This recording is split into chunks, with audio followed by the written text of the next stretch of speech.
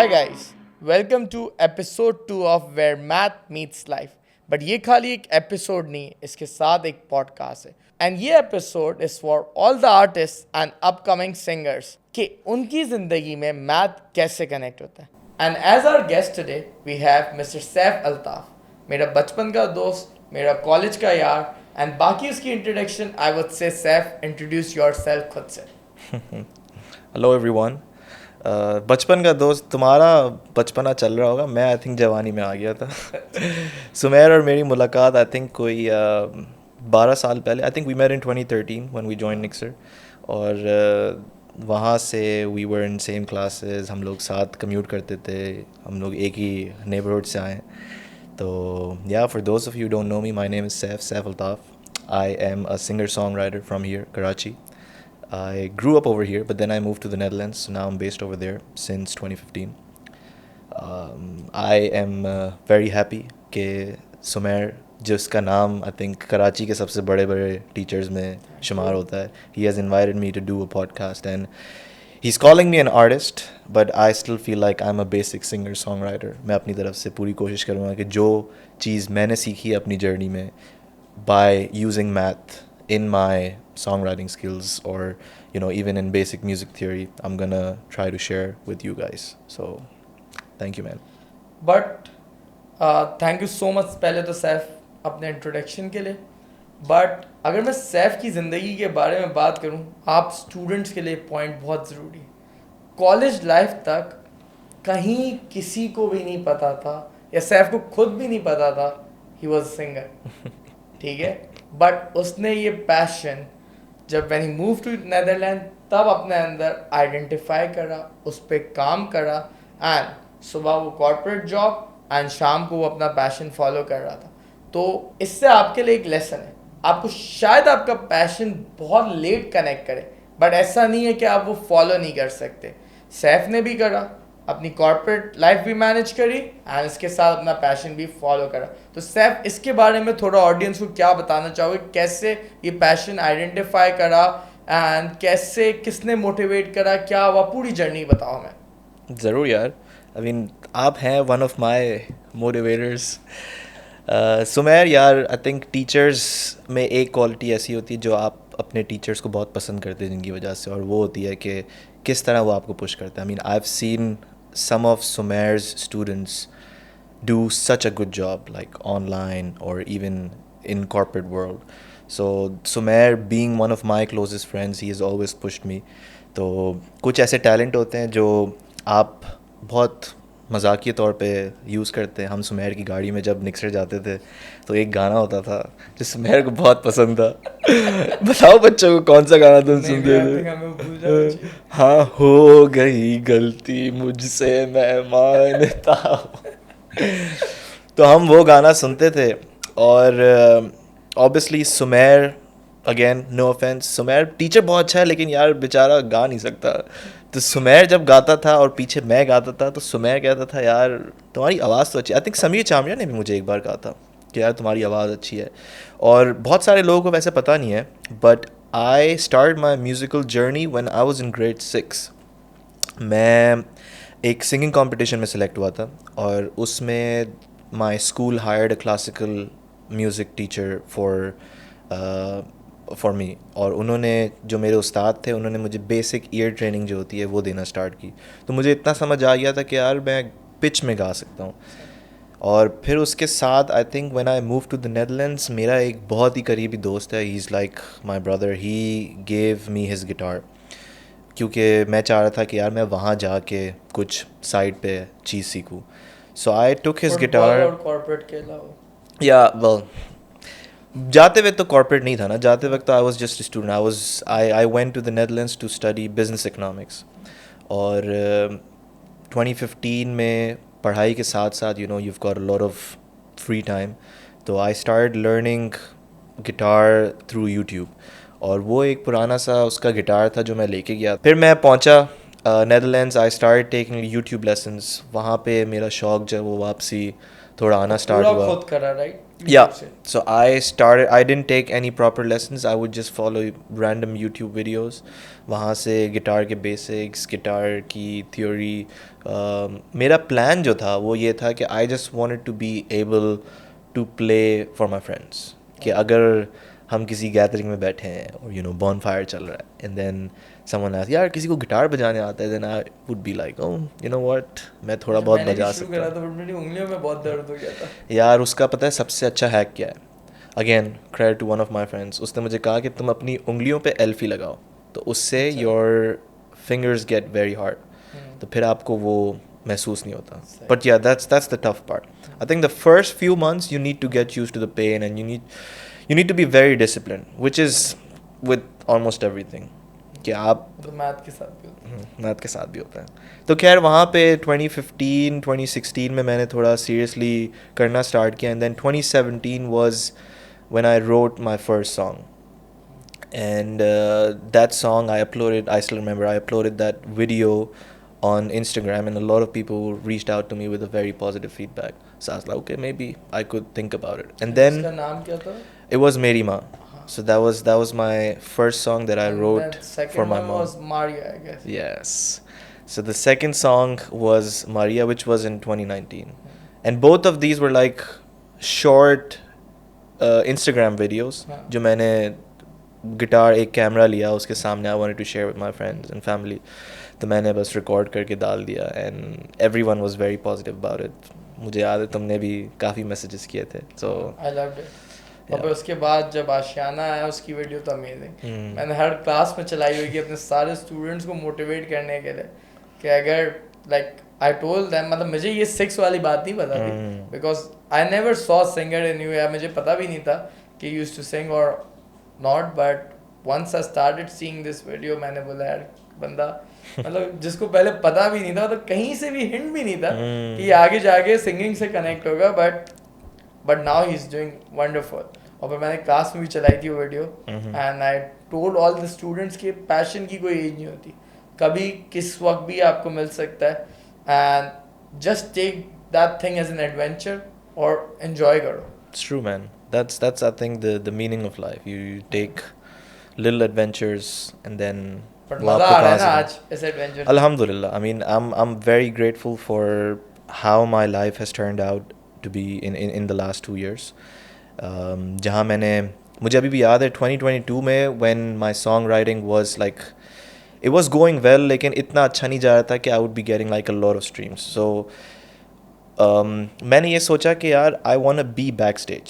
सो मैंने स्टार्ट किया लोगों को अपने गाने पिच करना कि you know you are a singer, why don't you sing. क्योंकि अभी भी I still consider myself as a very average singer, but when it comes to song writing I am able to convey some stuff through my own words, दूसरे लोगों की स्टोरियाँ. तो हुआ ये कि 2022 गाना लिखोगे कहानी मैथ के ऊपर या तुम्हारे ऊपर? मेरे ऊपर. यार पता है सुमेर, अगर मैं तुम्हें कहूँ मैंने तुम्हारी कहानी पे एक गाना लिखा है और यहाँ पे शायद मुझे और- सरप्राइज मिल जाए. क्या पता क्या पता तुम्हारी कहानी पे लिखा हो नहीं लिखा हो, लेकिन तुम जैसे लोगों पे मैंने एक ज़रूर गाना लिखा है. तो I will definitely share that one. But Right anyways I mean if we have a chance why not. Okay. तो खैर 2022 में when I was about to quit the performing area of this space, तो मुझे मेरे एक बहुत अच्छे दोस्त ने रिक्वेस्ट किया कि यार तुम मेरी शादी में क्यों नहीं गाते. And I सैंग at his wedding and everyone had a good time. वो बहुत ही इंटीमेट सी गैदरिंग थी, और जब आपके अपने ही दोस्त होते हैं तो you know you are in a very different vibe. आप लोगों के साथ मजाक कर रहे होते हो and you have no pressure. तो वहाँ से then someone invited me to their birthday party कि यार हमने एक छोटी सी गैदरिंग रखी है, आप गिटार लेके आओ. I performed, everyone had a good time, and then from there another person invited me to a birthday party. वहाँ पे that was the first time I got paid, and then I realized कि अच्छा यहाँ पे perform करने से आपको पैसे भी मिल सकते हैं. And then from there I started doing like very small intimate birthday gatherings या Eid gatherings, क्योंकि Netherlands में I think people are looking for excuses to celebrate. और ऐसे ऐसे करके you know they start paying me 100 euros per hour, then 200 euros, and now alhamdulillah they invite me to like bigger gatherings, so I'm able to charge more. Or in Pakistan also, I see that, and every week you are performing like 2-3. Yeah, Mashallah. alhamdulillah. I mean, as I said, I think कुछ लोग होते हैं जो आपको बहुत pump करते हैं. I mean, you're definitely one of them. Thank And you. then there were a few people back in the Netherlands as well who pushed me कि यार एक niche हो सकती है तुम्हारी कि जिस तरह intimate gatherings में they need an excuse to celebrate and you might be able to just amp it up. तो मैंने इसी तरह बस naturally लोगों की अनजान लोगों के घर पे जाना start किया. I would perform and then you know it also brings you out of your comfort zone कि आपके लिए it becomes a very easy thing to do, like you know when you go to the क्या gym. पता अभी जैसे एक छोटी gathering है, बट देन आगे जाके Yeah, you stage. never know. Like 2024 was actually a very good year for me, alhamdulillah. You know, from these small gatherings, I started reaching out to musicians, and then there's a very popular artist, and I'm really thankful for him. I'm really thankful to him for this opportunity के उसने मुझे अपने concert में open करने का chance दिया. Abdul Hanan, he was performing in London and then I reached out to his team. Then he asked me that well आप आओ perform करो. He gave me a slot in his London show and then that went really well. So then I was offered to perform at the Manchester show as well. And you know that's a good feeling कि लोग वहाँ पे आपका people over there they come to discover new music. जो concerts proper shows होते हैं वहाँ पे you don't need to stick to doing covers, and that's I think my long term goal as well. कि शादियों में obviously it's good to be a part of their celebration. आप उनकी मर्जी के गाने गाते हैं, लेकिन जब आपको अपने गाने गाने का मौका मिलता है that's a great feeling. Yeah. सो अब मुझे थोड़ा सा मैथ से म्यूजिक को कनेक्ट करके बताओ, like how math is important in the life of a singer, क्योंकि बहुत सारे लोगों का ये सवाल है, सर मैथ ज़िंदगी में कहाँ काम आएगी, सर इस एक्स को ढूंढ के क्या मिलेगा. So my the purpose, like I personally feel math is everywhere. सही है, हर चीज़ में मैथ है. एंड मतलब पीपल जितना भी लोग उसको डिनाई कर लें, but somehow her profession is connected to math.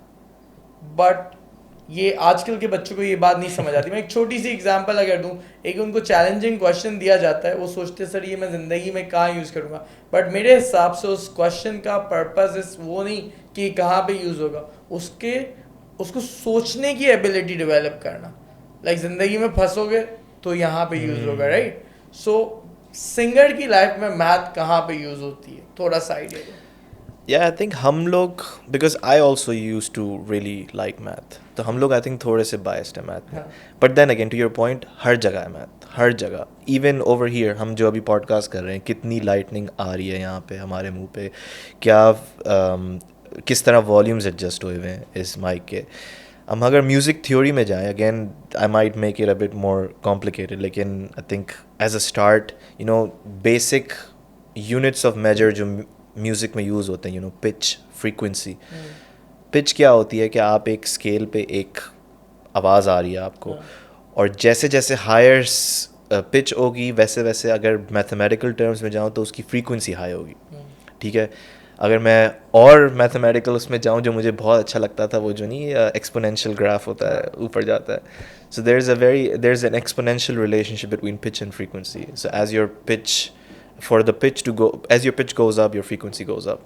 ऐसे वीडियो एडिटिंग भी आजकल जो मैं सीख रहा हूँ, तो उसमें एक बार है, अगर आपने उस बार से ऊपर चले गए, रेड चले गए, तो बंदे सामने It starts clipping, yeah. हाँ, तो you need to be very careful in that.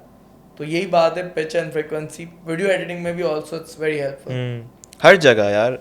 और अगर मैं अपने एक्सपीरियंस से, जैसे एक होती है जो म्यूज़िक थ्योरी में मैथ यूज़ होती है, you know what's the name of this famous Greek guy, जो एक वो भी था हमारा एक formula, Pythagoras. Pythagorean theorem. Yeah, तो वो उसने I think he came up with some theory of music which was कि किस तरह कॉर्ड्स जो हैं दे बिकम हारमोनियस. तो अगर आप एक नॉर्मल बेसिक सी कॉर्ड की बात करें या किसी भी कॉर्ड की बात करें, generally there is a rule of thumb कि अगर आप मेजर कॉर्ड पे जाते हैं then you know the third and the fifth it goes really well with that note. और अगर आप उसको मैथमेटिकल टर्म्स में देखें तो आपकी अगर पिच की बात करें ना, अगर आपकी फ्रीक्वेंसी का रेशियो जो है between the notes, if it's easily understandable, जैसे 2 to 3 एक सिंपल सा रेशियो है, 4 to 5 is a simple ratio, तो वो numbers according to the guy that I am talking about, वो जो नोट्स होंगे there gonna sound very harmonious. तो ये एक टेक्निकल नॉलेज है. और अगर मैं इसको मेरे उसमें जाऊँ कि मैंने किस तरह मैथ सीखा, when I was so after I started learning guitar I also went to study music theory a bit from YouTube. और उसमें obviously I discovered a keyboard की अगर हम बात करें they're like 1 2 3 4 5 12 keys. उसमें बीच में 2 black keys हैं, 3 black keys हैं, और वो पैटर्न जो है वो बार बार रिपीट हो रहा है. अब अगर हम एक सेट पे देखें तो that's 1 octave. दूसरा जो ऑक्टेव होगा it's gonna be the same keys but it's gonna be very high. और वो जो होगी it's gonna be twice the frequency of the previous Octave. सही. और अगर आपको जो चीट कोड्स टाइप की चीज़ें होती हैं म्यूज़िक में कि अगर आपको कोई भी मेजर कॉर्ड ढूंढनी है then you just hit the bass note. So अगर मेरी सी की मेजर कॉर्ड है मैं सी का नोट हिट करूँगा and then there is a very simple formula 4 and 3. So 1 2 3 4 4 half notes and then 3 half notes, that's your C chord. So छोटी से छोटी, and then for a minor chord you use a different formula. You instead of using 4-3 you use a 3-4. कि आप मतलब C instruments में भी formulas बहुत ज़रूरी हर जगह. और क्योंकि मुझे गिटार सही तरह बजाने नहीं आता, so I use a lot of same chords but then I play with their pitch, with their scale. और उसमें ये होता है कि I use a capo. When you use a capo a lot, you need to have math at the back of in the back of your head.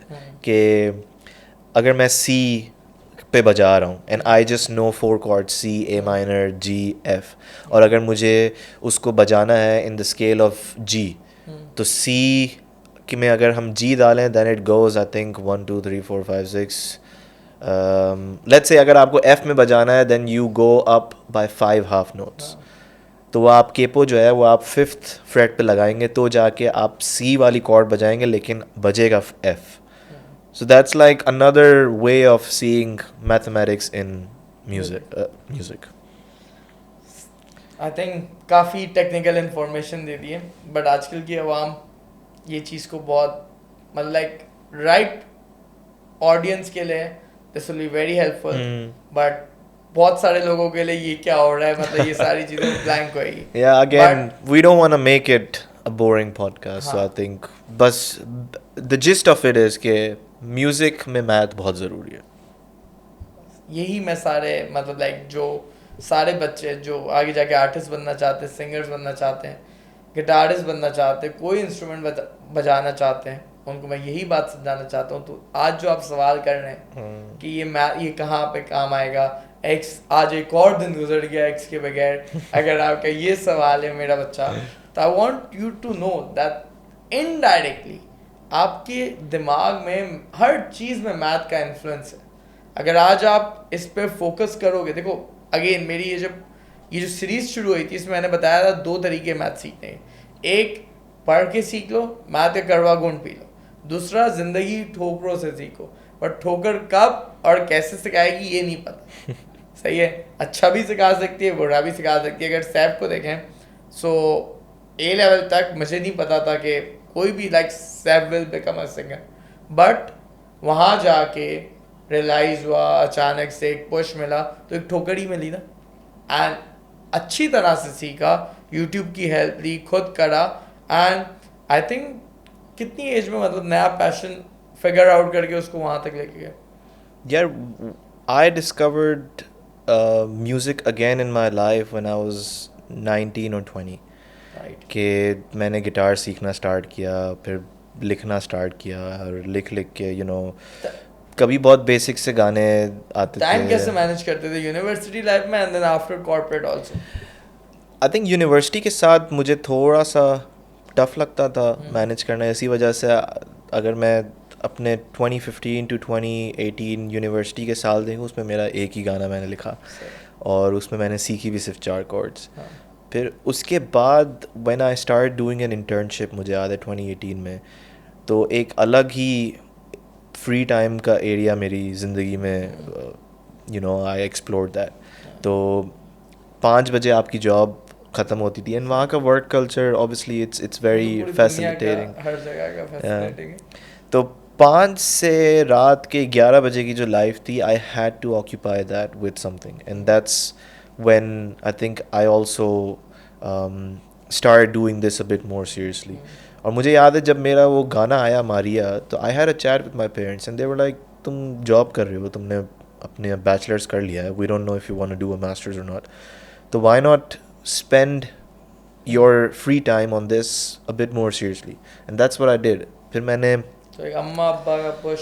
या मतलब push एक तरह से they just nudged me in the right direction, जो कि I think it also helped me to stay away from a lot of like other distractions वो that. तो आप ए लेवल से ही हुए थे I think so, O level से इनफैक्ट.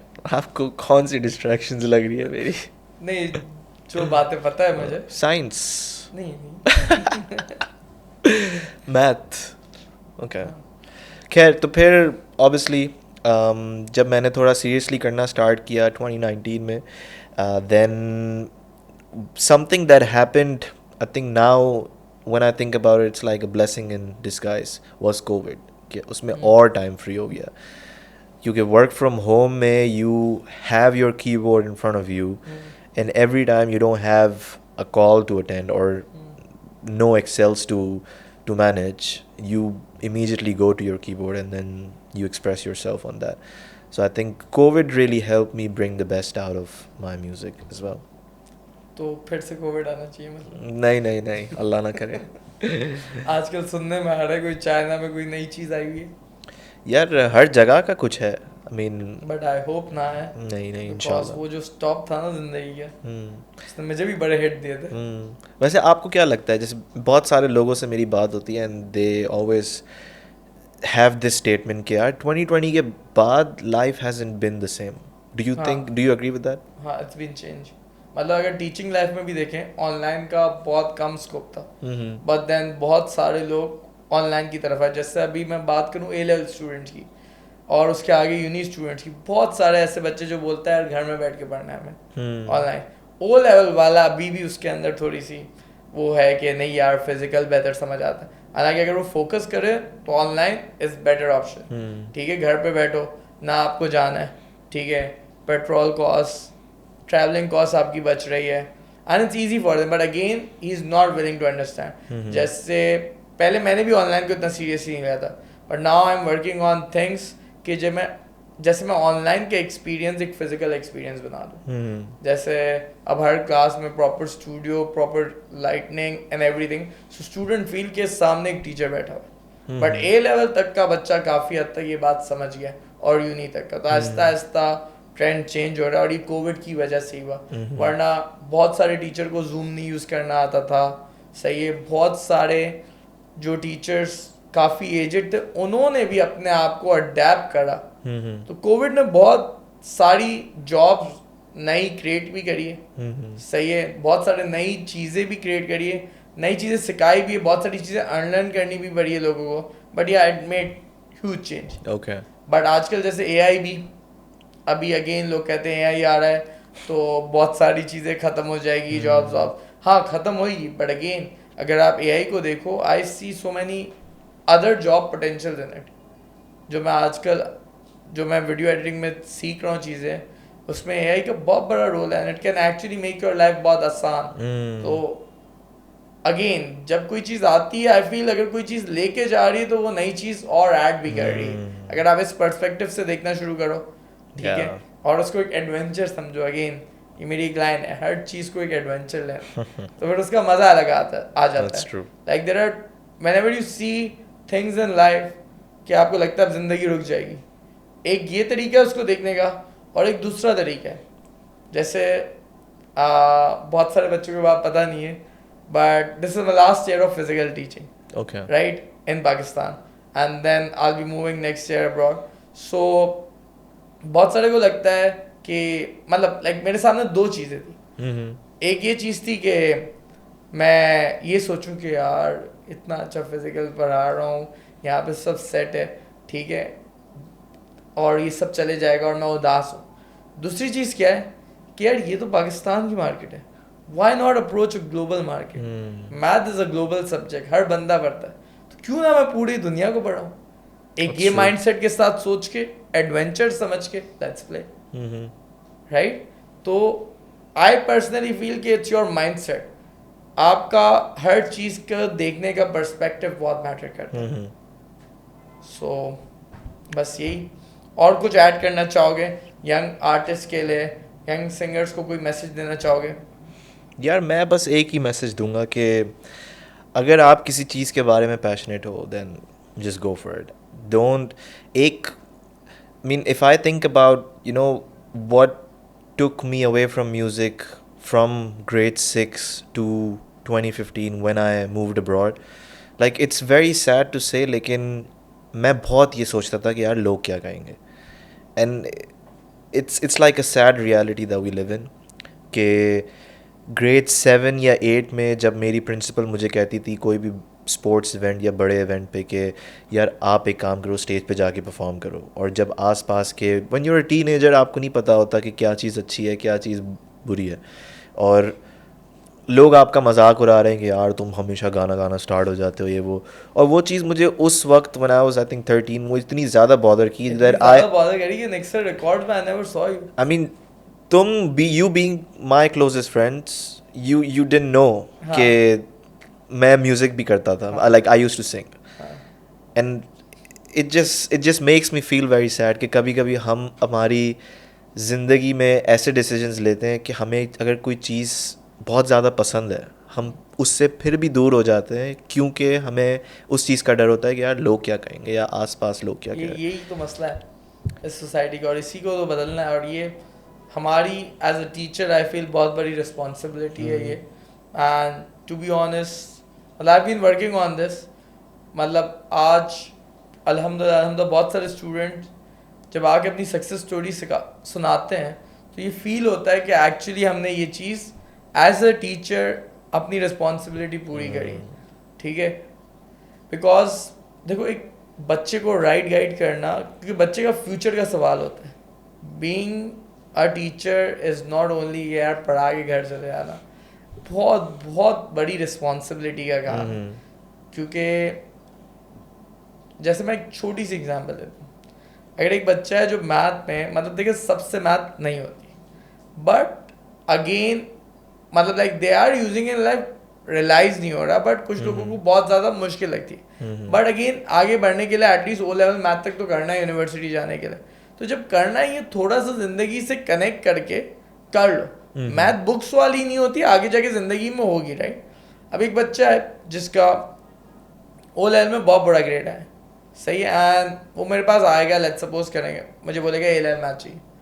अब मेरे पास दो ऑप्शन होंगे उस वक्त कि मैं उसको राइट गाइड करूं कि बेटा आपके लिए इस वक्त पे बेहतर ये कि you choose these subjects and proceed with your dream, ठीक है। या फिर मैं देखूं यार मंथली 10,000 के हिसाब से 10 महीने पड़ेगा 1 लाख रुपए की इनकम है, तो वो मैं शॉर्ट टर्म बेसिस पे तो 1 लाख ले लूंगा, बट पूरी जिंदगी के लिए रिस्पेक्ट खो दूंगा, ठीक है। बट अगर मैं ये देखूं कि उसको मैं राइट गाइड करूंगा और आगे जाके वो मेरी बात उस वक्त उसको शायद बुरी लगी हो, बट आगे जाके जब वो रियलाइज करेगा तो he is going to respect me for ever.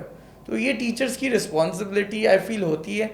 But again I am saying कि मैथ हर कोई कर नहीं सकता, इसका ये मतलब नहीं है मैथ उनकी ज़िंदगी में यूज़ हो रही है, बट एटलीस्ट एक लेवल तक आप मैथ अगर सीख जाओगे तो ज़िंदगी के इम्प्लीकेशन के करने के काबिल हो जाओगे। True, right. एक लेवल तक मैथ करना ज़रूरी है। हाँ, अगर आपको ए लेवल में, अगर आपको आगे यूनी में जाना है और उसके लिए आपको ए लेवल मैथ रिक्वायर्ड नहीं है तो फिर मैं नहीं बोलता, राइट। बट हाँ ज़रूरी है और आपका इरादा है तो फिर हम जितनी जान मारनी होगी मारेंगे साथ में के। बट अगेन बहुत ये चीज़ों को देखना पड़ता है, and it's not, teaching is not about, अगर if it's about money for you, I personally feel कि फिर you are not a good teacher. But I wish more people thought like that. I mean, unfortunately, that's not the case. It's more like a business these days. Yes, But then again, man, I mean, it's so nice to hear from teachers like you कि यार आप लोग genuinely लोगों की help करना चाह रहे हो, and even to have a friend like you कि यार you're giving me opportunities, you're sharing my content with your students.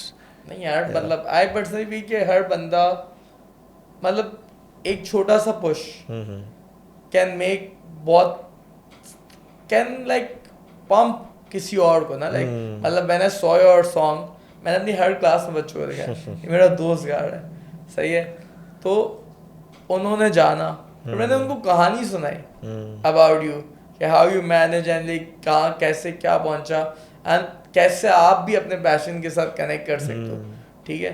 तो एटलीस्ट क्या पता उस 30 क्लास में से एक दो बच्चा जो ये 4 होगा जो उस वजह से रुक गया होगा, लोग क्या कहे, शायद उसके अंदर वो आ जाए मोटिवेशन और वो भी बोले नहीं मुझे भी करना, राइट।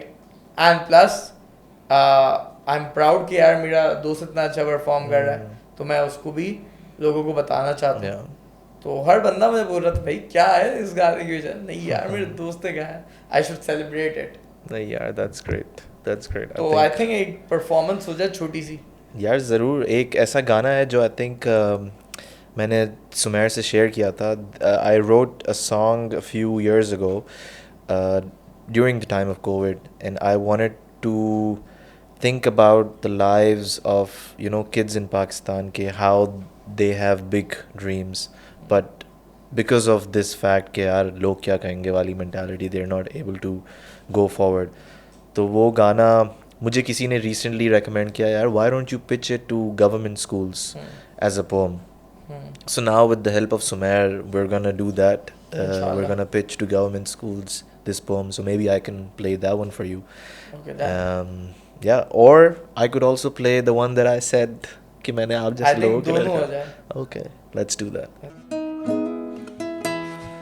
तो finally सुमेर की शादी के बाद I think मैं ये गाना, सुमेर की शादी मैंने properly नहीं गाया था. I think तुम्हारी कोई कवाली थी and then you pushed me on the stage.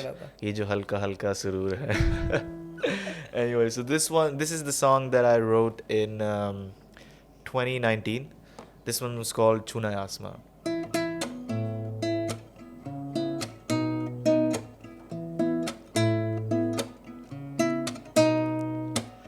छोटी सी इन आँखों में सपने हजारों से हैं, हाथ बंधे हैं पर आजाद हैं इरादे, मंजिल अधूरी सी है पर हौसले पूरे हैं, बस चलते चलते मिल जाएंगे वो रास्ते जो करना हम चाहें, करके दिखाएं जो भी बनना हम चाहें, बन के दिखाएं ये जो मुश्किल घड़ी आएगी वो तो गुजर जाएगी, होगी वो सुबह अब जिसमें हमने छूना है ये आसमां.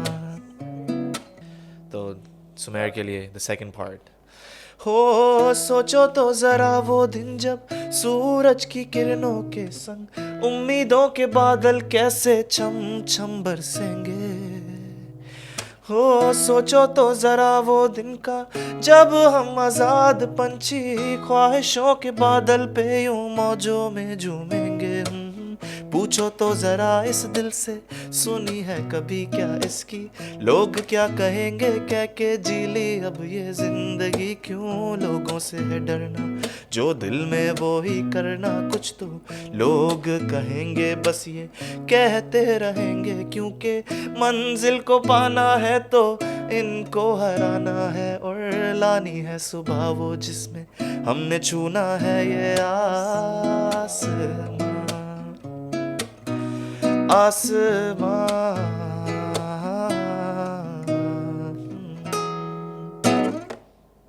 Good one.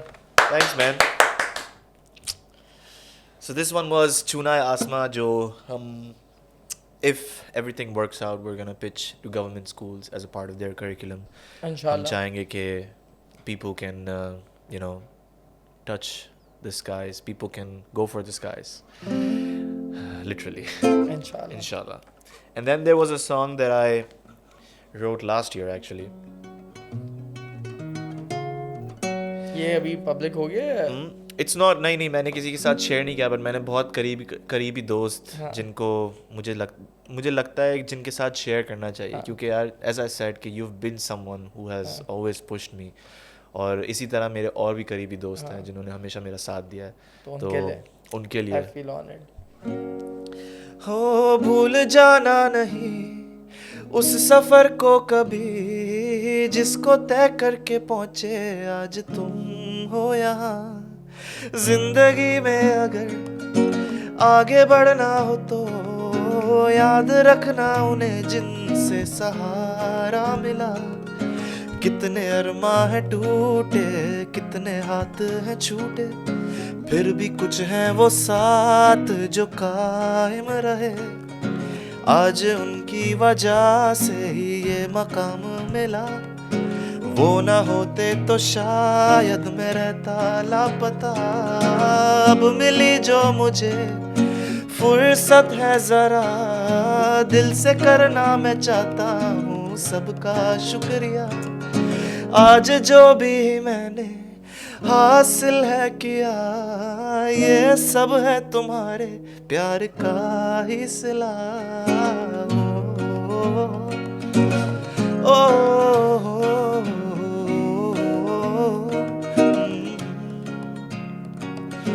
भूल जाना नहीं उस सफर को कभी जिसको तय करके पहुंचे आज तुम हो यहाँ। Thank you. मजा आ गया। This one was called Shukriya. I hope you guys follow my journey on Instagram, YouTube. I'm trying my best to be socially active, and I'll help you with that. yes, Sumer is gonna help me with that. Okay guys, so this was Saif's journey and a bit of math with music wala part about his life. अगर आपको लगता है कि math somehow is connected in your life and you want to share it with me on this platform, do connect with me and be part of episode of Where Math Meets Life. That's all for today.